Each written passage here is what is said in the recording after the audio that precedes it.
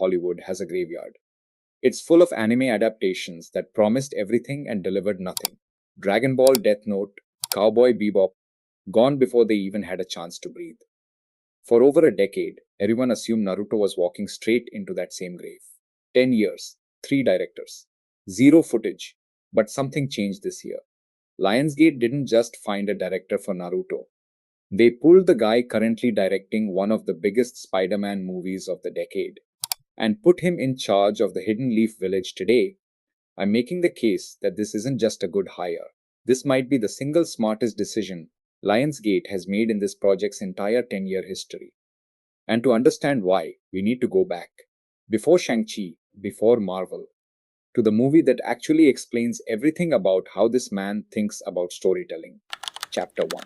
The first chapter, in 2013, before anyone outside the festival circuit knew his name, Destin Daniel Cretton wrote and directed a tiny independent film called Short Term 12. Budget, basically nothing, setting. A foster care facility for at-risk teenagers. On the surface, it has nothing to do with ninjas. No chakra, no jutsu, no tailed beasts. But if you've ever cried during the Zabuza and Haku arc, or felt something crack watching Naruto talk about growing up with nobody, you need to understand that Cretton has already made a movie entirely about that feeling. Short Term 12 is about kids who've been abandoned, who've built walls out of anger, because nobody ever gave them a reason to trust an adult. It's about a broken found family trying to hold itself together anyway. Sound familiar? That's not a coincidence. That's the exact emotional architecture of Naruto. A kid nobody wanted, raised by the village's silence and fear, who slowly builds a family out of Team 7, out of Iruka, out of Jiraiya, out of Kakashi. Naruto isn't a story about a ninja who gets strong. It's a story about a lonely kid who gets loved, and the strength is just the side effect. Most directors who get handed Naruto are going to see the fights, the Rasengan, the Chidori, the tailed beasts throwing mountains at each other. Cretton is the rare filmmaker whose entire early career proves he sees the swing set before he sees the sword. And that matters more than any casting decision, more than any VFX budget. Because the number one way these adaptations die isn't bad action, it's when the studio forgets why anyone cared about the story in the first place. Chapter 2. The Proof of Concept. So Cretton clearly understands emotional trauma and found family. Great. But Naruto isn't a quiet drama. It's also one of the most kinetic, acrobatic, over-the-top martial arts franchises ever put on paper. Can this guy actually direct action? The answer is Shang-Chi. And I want to be specific about why this movie is the perfect audition tape for Naruto. Because it's not just he made a martial arts movie. Go back and watch that bus fight.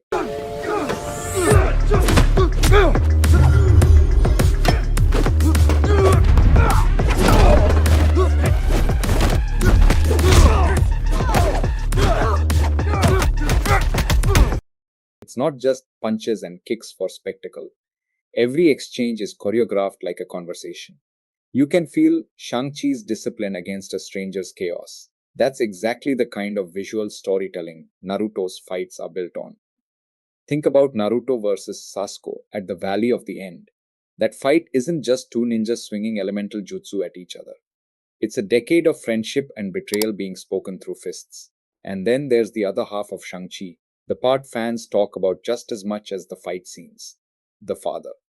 Xuanwu isn't a cartoon villain. He's a father whose love curdled into control, whose grief turned into obsession, and Shang-Chi spends the entire film wrestling with what it means to both love and fear the man who raised him, Itachi and Sasuke.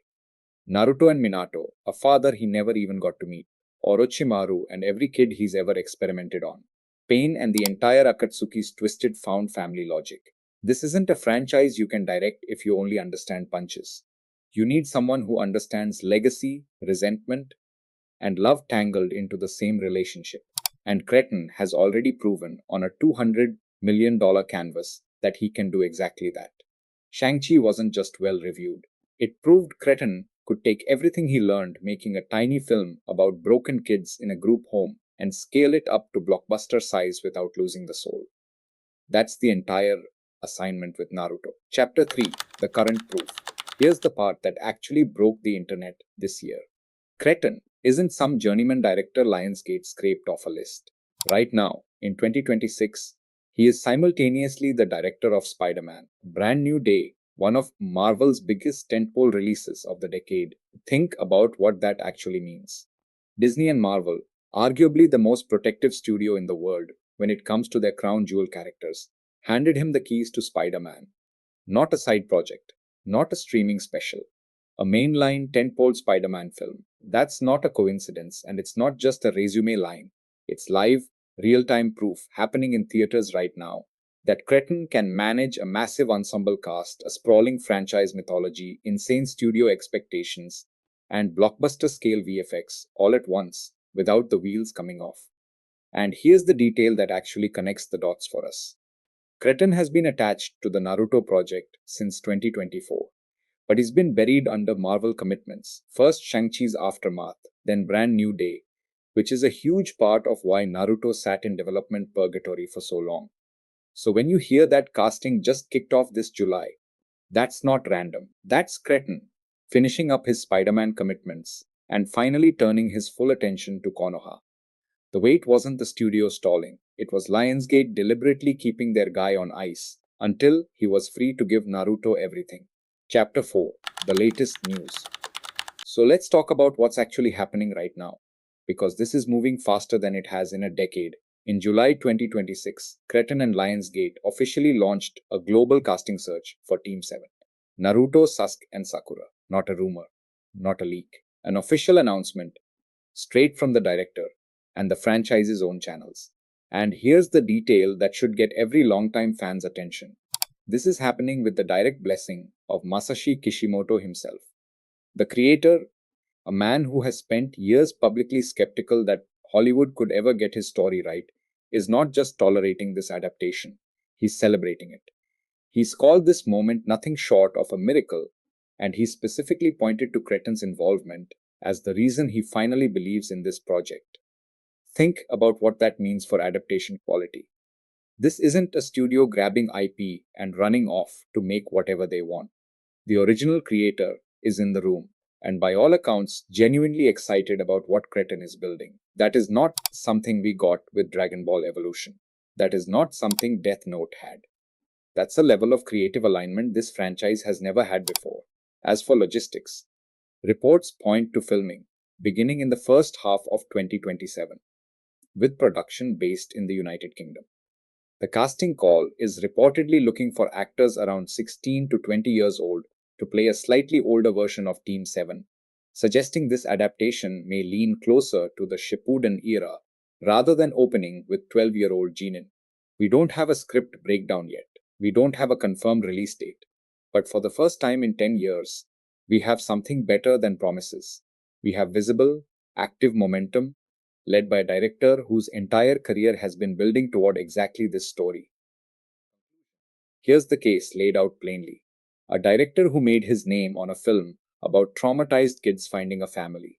A director who then proved, on a global stage, that he can turn complicated father-son pain into blockbuster martial arts spectacle. And a director who, right now in theaters, is proving he can run a franchise at Marvel scale, while the original creator of Naruto himself is standing behind him, calling this a miracle. That's not a safe studio hire. That's not a random gun for hire. That is genuinely one of the smartest creative pairings Hollywood has made with an anime property, and I don't say that lightly, given this genre's track record. So here's my question for you. Does this change how you feel about a live action Naruto? Are you cautiously optimistic, or are you still bracing for impact? Drop your take in the comments. I read every single one. And if you want to be first in line the second casting news breaks, hit subscribe because this story is about to move fast.